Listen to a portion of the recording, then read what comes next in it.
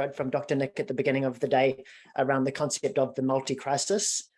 We spoke very much then about psychological safety and the types of cultures that we can create there. So I can't think of a better way to tie it all together than hearing some of our customers speak about this topic specifically. So creating psychologically safe cultures in a crisis, and three very, very special guests that we have here today. And I'm going to let JC or Jordana, who many of you have met, who's such a special part of our Australian team. And what you'll see here in the conversation with Sue and Jay is the level of relationships that she's able to create. And it's going to be a great conversation, lots of practical examples. So at this point, I'm going to back away and I'm going to hand it over to JC, to Sue, and to Jay to introduce themselves and get on with the conversation. So thank you very much. Thank you so much, Matt. Thank you for the kind words, and hello everyone. I hope you're enjoying Kaleidoscope so far. First and foremost, I wanted to add my own acknowledgement of the traditional owners of the various lands that we're gathering from today. I pay my respects to their elders past and present, and extend that respect to any First Nations people joining us today. Welcome to this panel discussion on creating psychologically safe cultures in a crisis. For those of you who don't know me, I know Matt's introduced me briefly, but I'm Jordana, or JC. I'm the Client Success Lead for Unmind for APAC. I've been with the company for, it's going to be 2 years next week, actually. And my primary role is to partner with organizations on their strategic goals and help them to impact cultural change around mental health and well-being. Over the next half hour or so, I'll be exploring with our panelists their experience of the ever-increasing importance of creating psychologically safe cultures within their businesses, including how external factors have impacted them, but also what they're hearing from within as well, so from their own people. Any time remaining we'll use to answer audience questions. Please do keep the conversation going in the chat function, share your thoughts and experiences and comments. But we know it's a really broad topic. We could feasibly talk about it for hours. We don't quite have that luxury today. But if you have any specific questions for our panelists, I encourage you to submit them in the Q&A function rather than the chat, just to ensure that we can see them. I'm absolutely delighted to be joined by two wonderful guests, Sue Lowe, Head of Health, Wellbeing and Engagement at Heritage Bank, and we're also so fortunate to be joined by Epps, Senior Manager for Work Health and Safety at QBE, who I'm delighted to see still has blue hair. I'm really, really thrilled to have both of these people here because both organizations partner with Unmind, and I've seen firsthand how deeply they care about supporting their teams and creating and nurturing an environment where their employees can not only thrive, but truly flourish. QBE and Heritage really do take that whole person, whole organization approach that we've heard about today. And there's an acknowledgement as well that, yes, the larger initiatives are really important, but also the seemingly small things matter as well. And I'll just give a really small example of that. Recently, I was in a conversation with QBE, and they mentioned how they were pulling a policy around harassment out of an existing one about appropriate behaviour and changing the wording around it to be more encouraging to help employees feel that they are able to speak up about, raising difficult complaints or challenges at work. So Sue and Jay, psychologically safe culture, it's a hugely broad term, I know, and it encompasses so much, but I'm really keen to explore with you today some of the experiences you've had within your roles and what you feel the future might bring when it comes to this space as well. So without further ado, I'll get started. We've seen from the latest data that mental health and wellbeing is now a primary concern for employees themselves. And actually, as we heard from Steve in the introduction earlier on, it's an increasingly important part of what people look for when they're joining a company too. So I'm keen to hear from you both about what you're hearing from your people in each layer of the organization about how best you can help and what they expect from organizations today and how that might have changed. So Sue, maybe I'll hand it over to you first. Thanks, Jordana, and just want to acknowledge what a great morning it's been. I've had the opportunity to listen to the whole of the Kaleidoscope so far, and it's been really, really enjoyable. We've got a notepad full of little tips. So I suppose at Heritage, our people's expectations are high. They're much, much higher of the organisation than they were a few years ago. And the more that we reduce the stigma and people feel more comfortable around talking about their well-being, the higher their expectations actually get. So what are we hearing from our people at Heritage? Well, at the very top layer of the organisation, wellbeing, I'm pleased to say, is a regular discussion at board and executive meetings. We constantly have robust discussions around, are we doing enough for our people? And over the past few years, we've increased our focus greatly on mental health and wellbeing and the support for our leaders and also our employees. This increased focus, along with the help of COVID, of course, has been successful in reducing the stigma, and our people are feeling a lot more comfortable talking about mental health and wellbeing. And this is regularly evidenced by feedback from teams, not only participating in organisational activities, but also running their own sessions on mental health and wellbeing, which is really great when we see stories of that on our local grapevine. Another valuable insight for me and the leadership team is our culture survey. And in the area of wellbeing, it continues to improve on an already positive score. And the platform gives us data that we can cut and slice at different levels of the organisation. So we really can drill down and hone in to the feedback they're offering. And a little bit like Damon was saying before, with surveys, it's not necessarily survey fatigue, it's seeing the action on the feedback that you're getting. So our survey platform gives us the opportunity to do that on wellbeing. Also acknowledging, I suppose, everyone is different, as are their needs, and we offering an ever-growing, evolving toolkit. I strategically tweaked our work health and safety strategy last year and evolved it to a wellbeing health and safety strategy. And we have a vision that's aligned to one of our values, which is respect, means to protect and to thrive. And I suppose before I close out on this one, just an example of listening to our people and adapting to the support. Being a bank, member aggression is one of our key focus areas, and it does have not only in some instances physical, but definitely a psychological impact on our team members. And what we've seen through COVID and since COVID is the frequency and the complexity of these incidents are increasing. But through the feedback that our team members and our leaders are providing through our incident reporting and debriefs, we're evolving our toolkit and our support further to help the people, our team members and the branches. And also a crucial part of that is the debriefing after these events, and having our senior executives stand up there and say, member aggression is not acceptable. It is not part of your job, and empowering our people to actually sort of take time and, I suppose, refill up their glass after these events occur. Thank you so much for sharing that. And yeah, it's really kind of a great note to end on as well for that point about leaders having, you know, really having the power to kind of say what's acceptable and what's not, and just remind people of that, but also closing the loop after something like that happens so that people feel that they can move on. And a really great example as well of something, you know, that might be unique to your organisation or your type of organisation. So thank you for that. Jay, maybe I'll hand it over to you to talk a bit about what you're hearing within QBE. Yeah, thanks, JC, and good to see you again, Sue. Just want to echo those comments about the previous speakers. It's been really great to listen to all of those different viewpoints. Look, what are we hearing? Look, at QBE, we obviously run surveys like other organisations, and part of that for us a couple of years ago was looking at ourselves and thinking, what sort of organisation are we? What sort of culture do we want to develop? Where are we headed? What are our values? And as part of that, we rolled out a number of initiatives to look at getting us on that journey to be a workplace where people want to come to work and can be their authentic selves. So what were those initiatives? Some of them were looking at what is our DNA? What do we stand for? And we came up with 7 cultural attributes that were fundamental to who we were. And I think many of them would probably resonate with other people on this call.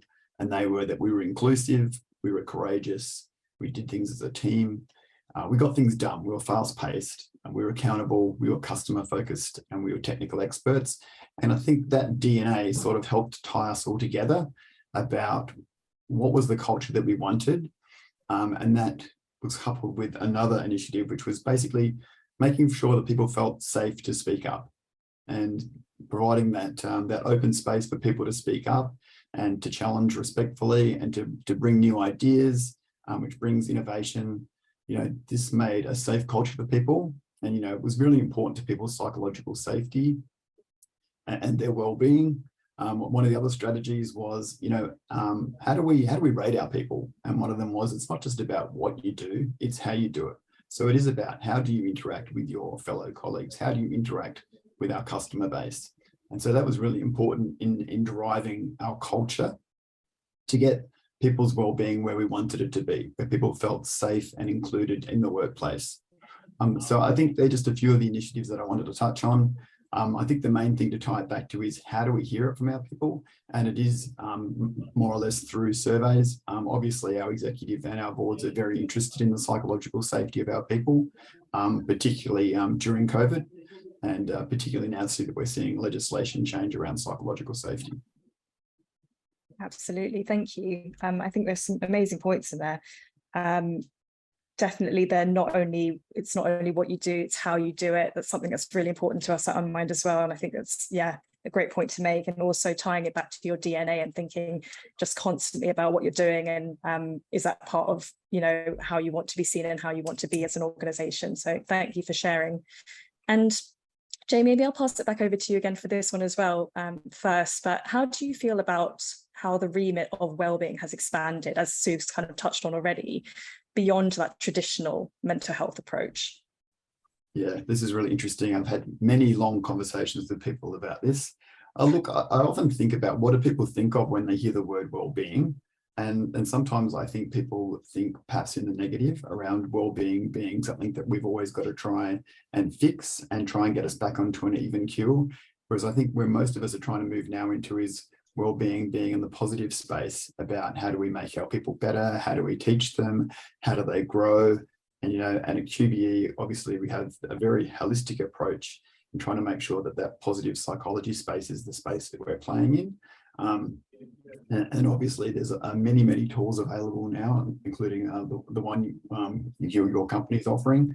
And so for me, that's the important thing now is how do we get well-being something as a positive conversation going? Absolutely. Sue, any thoughts on that? Yeah, totally agree, Jay, totally agree. We mentioned this morning that we no longer leave our personal lives at the door when coming to work. It's the whole of self that's walking through the door or sitting on the Zoom screen. And we recognise that there are so many facets of wellbeing. And at Heritage, we're continuing to evolve and expand with our approach. The mission in our wellbeing strategy is more around empowering our people to be the healthiest and safest they can be. And so we're continuing to build on the proactive and preventative approach, as we've just spoken about the introduction of Unmind, in addition to the more traditional, I suppose, reactive methods of EAP and the like. So just continuously evolving. Yeah, absolutely. Definitely all about getting the employees the right help at the right time and bringing all of those solutions together. Just a quick one, maybe you can share a thought or two, because there may be other leaders on the call in the same position, but with that expanded remit of wellbeing, what has the impact on your own roles been, and how have you found that experience? It must have been a pivot for you both at some point. Sue, maybe I'll hand over to you first. Absolutely. I think I was lucky enough quite some years ago, probably about 5 or 6 years ago, to be able to pivot my role of a workplace health and safety manager to a wellbeing health and safety manager, and where we focus more on the holistic side of wellbeing. And when I moved to Heritage 2.5 years ago, I think, again, thanks to COVID, the focus was around wellbeing. And I had the opportunity to remain as a wellbeing manager first and foremost, rather than just safety. And I have been of the opinion, especially in white collar, if you've got a good WH&S management system, safety more or less takes care of itself. And so I get the opportunity to support people's well-being a lot more, which is fantastic. Yeah. Well, that's great. Thank you for sharing that. And Jay, how about you? Yeah, look, I'm a little bit spoiled in my role because I head up health and safety, and we've actually got a wellbeing team as well. So obviously we get to work hand in glove. There is so much crossover. But I think what I've learned is, I don't own wellbeing and everything in the wellbeing space, and it's a knowledge space that I'm still growing myself as well. So I actually really enjoy listening in and hearing from others and getting their ideas and getting their concepts. And I think, today's a classic example of that as well. So for me, part of it has been, the impact on my role is more in the listening space. It's about taking ideas from other people and working out how I grow in this space. That's fantastic. It sounds like a great collaboration. Indeed. So my next question for you both is around, yes, I suppose you've both touched already on how psychological safety and a psychologically safe culture is high on the agenda in terms of your leadership. As leaders in the health and wellbeing space, the senior people in your organizations would really look to you to highlight where their greatest needs are and to sort of keep on top of those trends. How have you been able to successfully communicate the raised awareness for psychological safety to your company leaders? Sue, I'll come to you first on that. Okay. As I mentioned earlier, wellbeing it's in every board, it's in every risk, and it's in every executive paper that I put forward. And we have robust discussions in those meetings. And I think it's really reassuring knowing that we've got the support and the genuine concern from the very, very top, which helps disseminate the communication further. Leaders, they're having to lean in more than they've ever had to before, on top of their ever expanding workload and demands. So there really are increasing challenges for people leaders to can stay on top of everything as the workplace evolves. We use the normal channels, I think, as most of us do, with newsletters, champion cohorts, training, wellbeing portals, etc. And generally speaking, I think it sort of goes really well, but I did have an incident a few weeks ago that really had me scratching my head. So I had a team member reach out to the leader because they weren't coping real well with a personal issue, which was fantastic that they reached out, and the leader in turn reached out to our HR business partners again, which is fantastic. But what got me scratching my head was the fact that the leader was like, I don't know what support we've got or where to go. And I suppose for days out of my walks, I was like, how can that possibly happen? I had just run a 3-month campaign within the business using all of our channels, launching Unmind, launching a mental health ambassador cohort, and more or less communicating at least 2 or 3 times a week through different channels. So whilst I've been scratching my head and reflecting on that, I use the good old saying of, you can lead a horse to water, but you can't make them drink. But you can, however, put some salt in their oats and make them thirsty, which is what I'm trying to do at the moment. That's my focus. Is that a Sueism, or did you hear that from somewhere else? Somewhere else. Everything's plagiarized. Absolutely love it. No, for me, it's a Sueism now. That's fantastic. And yeah, thank you for sharing. I think it is one of those challenges. I mean, I think it's amazing that you had this a psychologically safe space enough that person did actually reach out for help, which is a great thing in itself. Let's not forget. But of course, yeah, this is where the fact that everyone is so different comes into it. People receive information in different ways. So like, maybe things slipped by that person, or perhaps they didn't make the connection about like something that can support them, but also something that can pass on to other people. So it's about sort of creating that whole holistic environment. But yeah, thank you for sharing all of that. And Jay, I'll hand over to you now on the same question around how you've communicated upwards the need for increased psychological safe cultures. Yeah, it's quite interesting. I think our leaders generally have really good buy-in on this. I know this because they come to us all of the time, and they're always asking us questions about ways that they can support their people. Look, obviously we report through boards, we report incidents like everyone else does. We encourage the reporting of psychological incidents. Mm-hmm. We have a number of initiatives which are quite well known across the company. Obviously, our employee assistance program is well embedded. So communicating it to leaders for us hasn't been much of a problem. We see manager referrals for a lot of the services that we have in the reporting. Obviously, we have a network of things to support our staff, a number of policies and networks to support the people leaders. Obviously, we have Pink Elephants, early pregnancy loss network. We have our family and domestic violence first responders. We have our mental health first aid officers. And I think all of these things, you know, are very acutely known to our people leaders. So for me, it hasn't been a big issue in trying to make our people leaders aware. And most of them are pretty across it, I think, anyway.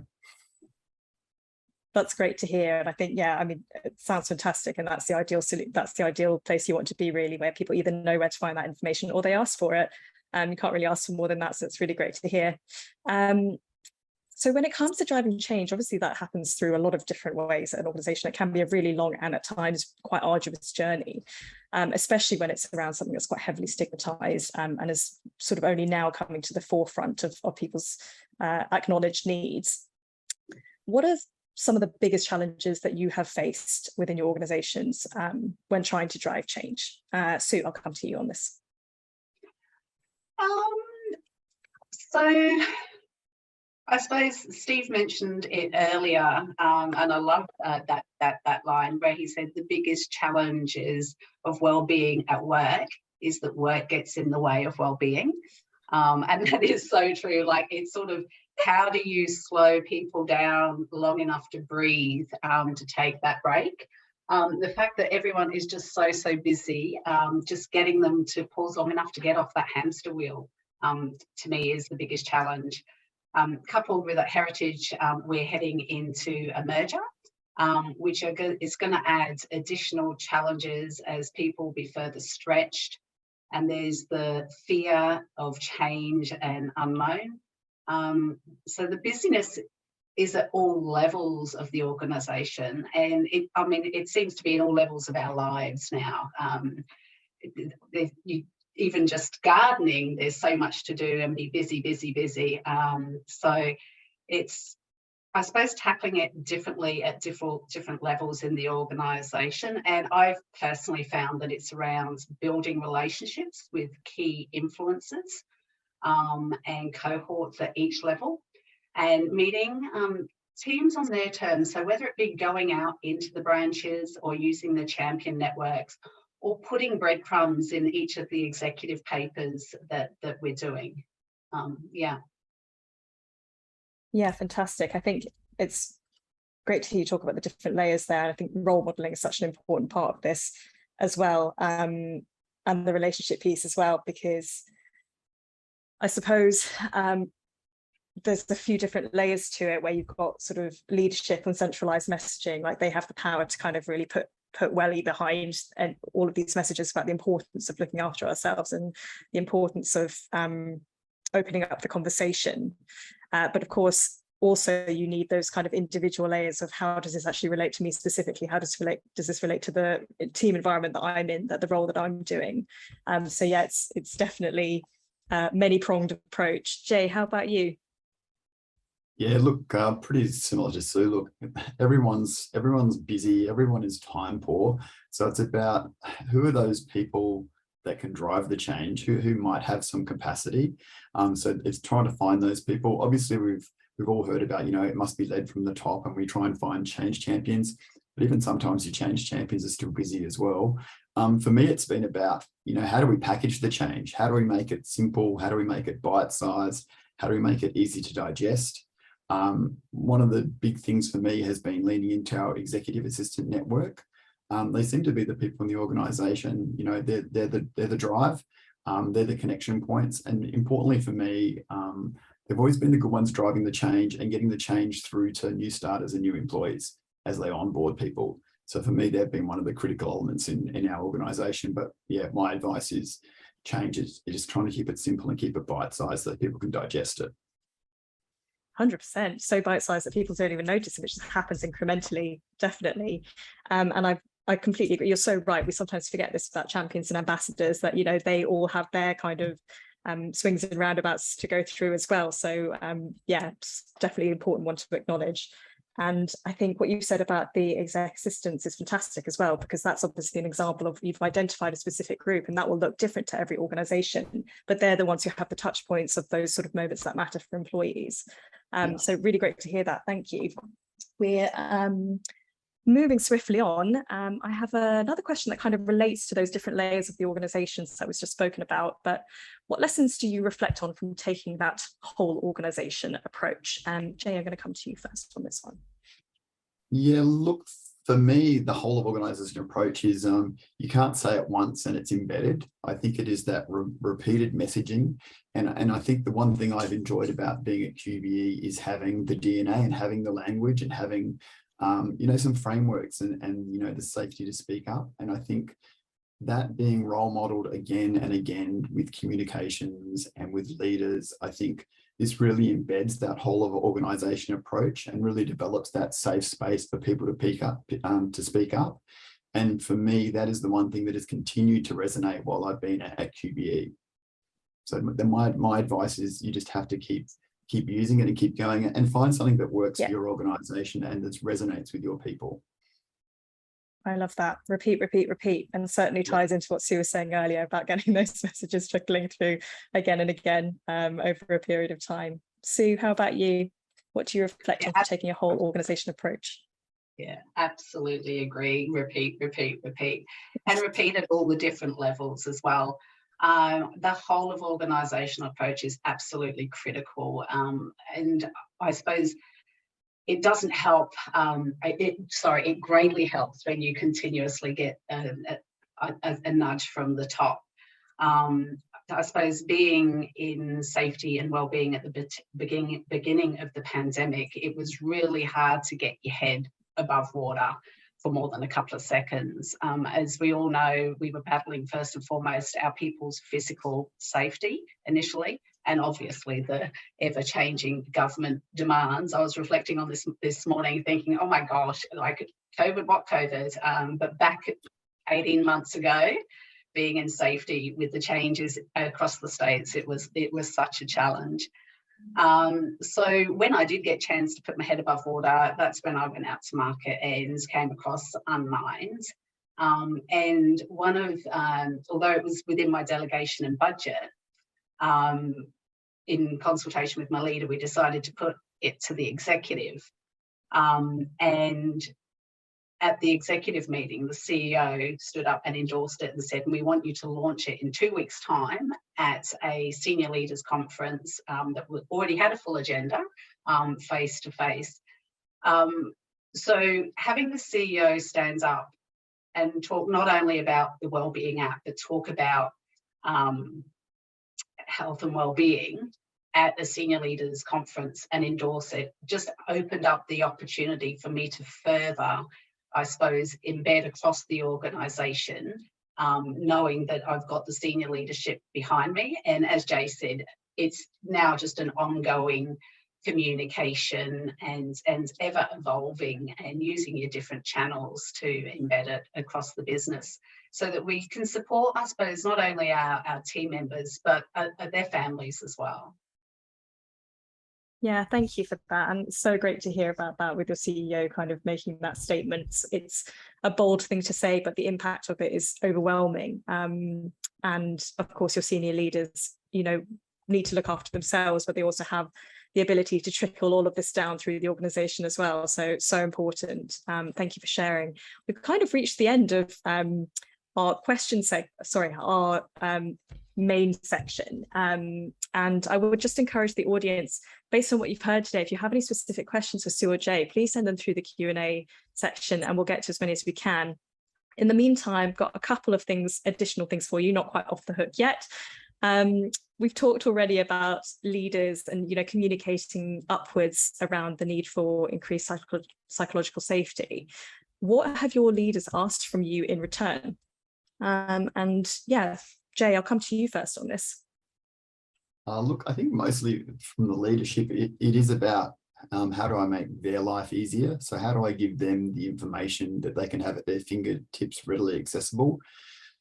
Look, and for a part of it is about how do we cut the leaders out? So there's a lot of this stuff where employees can actually self-help. And if we put the right guides and we put the right information in front of them and we make it accessible, we know we can almost help the leaders without them having to actually interact with the employees to support them.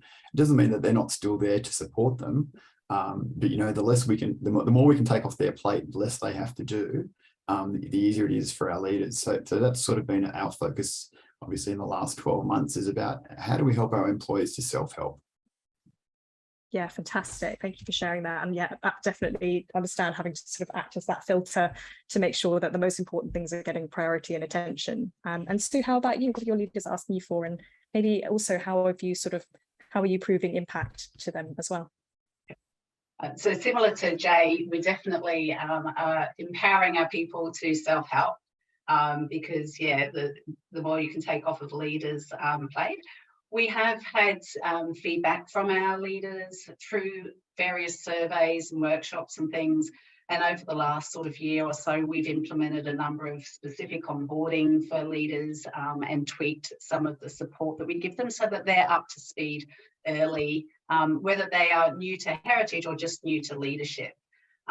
We've also got a HR business partner model, which I'm sure a lot of you have. And the Wellbeing team regularly chat with them, meet with them and discuss any areas where leaders need support, especially in the more tricky areas. So we really are getting in early intervention in that side of things as well.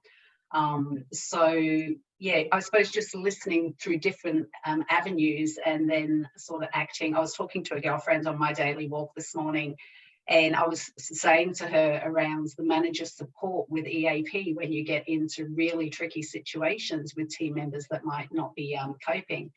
And she had been a HR business partner in a previous life, and she wasn't aware of the manager support. So it comes a little bit back to what Jay was saying earlier. You know, you've got to say these things again so that when the people do need to absorb it, they're getting that information. How do we prove impact at the moment? Now, that's a tough one. With Unmind, there's a huge range of metrics, obviously, that support this, registrations, activity rates, wellbeing insights. We also have looked at data from our EAP and, as we've mentioned before, our engagement surveys. The more qualitative measures, however, come from the feedback we get from our teams and our leaders in the moments that matter. And those nuggets confirm that we really are offering, what we're offering is making a difference. I think with Unmind, we've still got a long way to go. Jordana knows I set my benchmarks really high on my expectations of what does success look like. And I was thinking about it this morning, and I think success will be when people are struggling, they pause and think, is there something on Unmind or in our toolkit that could help them? And I think that's when I know that we're sort of down the track on our success. In saying that, we only implemented Unmind a few months ago, so it's absolutely roaring ahead. And I'm really looking forward to measuring the success further. And we're doing a promotion on a Wellbeing and Staff Benefits Expo in a couple of weeks, where we are having Unmind come along in attendance. So looking forward to that. And again, further raising awareness through that avenue. Thank you, Sue. And it's always better to aim too high than too low. So all good. And looking forward to working with you on that. And I also know that how much you love data. So I appreciate you talking us a bit through that as well. I think we've just got time for one more question. We've got 2 minutes to the end. So thinking ahead to a year from now, hopefully this turbulent period is behind us. What do you think will be the one thing that got you and your team through it? Sue, I'll come to you first. Sorry, Jordana, could you say that again? Sure. Thinking ahead to a year from now, where hopefully this turbulent time is behind us, what do you think would be the one thing that got you and your team through it? Well, 12 months from now, we will be post-merger. We will have doubled in size and be working towards being one team. We are currently and absolutely will go through many, many challenges as part of the merger, let alone all the other crises that Dr. Nick mentioned earlier. I think both organisations working together, building relationships and that trust, which Jay mentioned earlier, and being part of a psychologically safe environment, it will be what gets us to one team post-merge. Perfect. Thank you, Sue. And Jay, to wrap us up. Oh, what will get us through it? Look, I think what we've learned is the value of, I mean, we say team, but I would say togetherness. And look, just never underestimate that need for human connection and interaction. And I think it's, it's for the support, it's for collaboration, problem solving, shared hardship, and most importantly, for the laughs. Thank you, Jay. That's a really beautiful sentiment to end on. And yeah, thank you so much for sharing your experiences around psychologically safe cultures. I know it's an ongoing and ever-evolving journey, and as Sue said earlier, the more you do, the more people want or expect. So it's a continuous journey, and wish you and your teams all the best as you continue to navigate these waters. Thank you.